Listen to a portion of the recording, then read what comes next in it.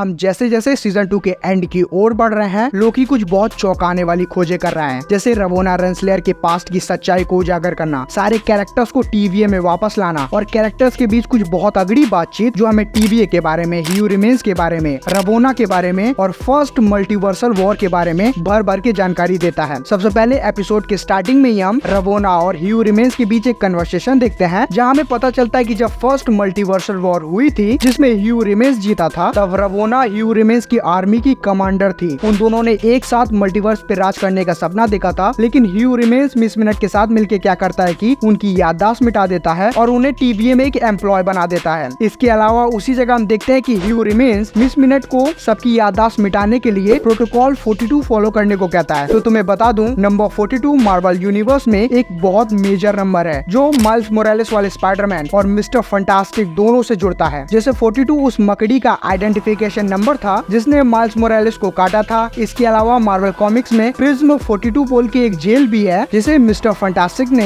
Hang Pym और Tony Stark की मदद से बनाया था। इसके बाद कट टू नेक्स्ट हम विक्टर टाइमली को टीवीए में देखते हैं। टाइमली वहाँ के बस टीवीए को और हर जगह लगे कैंग और ह्यू रिमेंस की फोटोज को देखे जा रहा था कि क्या सच में उसने ये सब बनाया है। खैर लोकी और मोबियस टाइमली को ओबी से मिलाते हैं ताकि वो सब मिलकर टेम्पोरल लूम को ठीक कर सकें, लेकिन ओबी और विक्टर टाइमली के मिलने पर और उनकी कन्वर्सेशन से हम वहाँ पैराडॉक्स इफेक्ट देखते हैं। मतलब टाइमली कहता है कि उसने सब कुछ ओबी की लिखी टीवीए गाइड बुक से सीखा है, लेकिन ओबी कहता है कि उसने ये गाइड बुक विक्टर टाइमली के दिए थ्योरीज और इन्वेंशन से इंस्पायर होकर लिखी है। तो यहाँ एक सिंपल सवाल बनता है कि आखिर ये बुक लिखी किसने, और इसी इफेक्ट को रियल लाइफ में भी पैराडॉक्स इफेक्ट कहा जाता है। और हाँ, ओबी का नाम यानी ओरोबोरस भी इसी को सिग्निफाई करता है, a snake eating its own tail जैसी वाली बात। इसके बाद हम देखते हैं कि सबसे पहले ओबी अपना प्लान समझाता है कि अगर वो सब मिलके टेम्पोरल लूम की रिंग्स को और बड़ा कर दें तो टीवीए बच सकता है और काम हो सकता है। लेकिन उसी वक्त विक्टर टाइमली उन्हें अपना एक डिवाइस दिखाता है और कहता है कि अगर वो सब इसका यूज करेंगे तो काम और बेहतर होगा। लेकिन आगे बढ़ने से पहले मैं तुम्हें बता दूं कि ये जो डिवाइस है इसे हमने पहले भी देखा है Ant-Man and the Wasp Quantumania में। कैंग जिस मशीन से क्वांटम रेल में गिरा था, जिसे टाइम ट्रेवलिंग मशीन भी कह सकते हैं, ये डिवाइस लगभग उसके इंजन कोर जैसा ही दिखता है। तो हो सकता है कि ये सीजन अपने बिग डैडी कैंग को सेटअप कर रही हो। खैर इसके बाद हम लोकी और सिल्वी के बीच एक नोक-झोंक वाली कन्वर्सेशन देखते हैं, जहाँ लोकी बातचीत में थॉर 1 का रेफरेंस देता है और सिल्वी लोकी सीजन 1 का